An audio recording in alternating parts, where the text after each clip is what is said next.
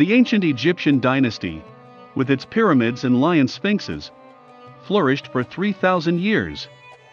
The reason why ancient Egypt was able to maintain peace for so long was because of the taxation system. In Egypt, the tax burden was not heavy and the tax collection was very efficient. The tax collectors were responsible for this work. The peasants were taxed, according to the estimated harvest of the land area. The tax collectors were precise and fair in their calculations. They also had to check the people's crop stocks to check the taxes. Of course, there were also tax collectors who raised taxes on their own. They were called corrupt officials. Pharaoh wanted to protect the people and avoid corruption.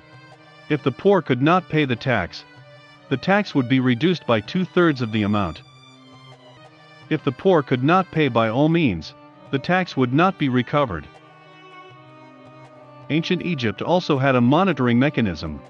If a tax collector overcharged, he had to cut off his nose and exile to Arabia. But the best system still can't stop the corruption of the people. In late ancient Egypt, tax collectors pocketed their own tax money. The pharaoh had to raise the tax rate in order to make up for the deficit in the treasury. The peasants were unable to pay the high taxes and gave up farming, which resulted in fewer crops and insufficient tax revenue.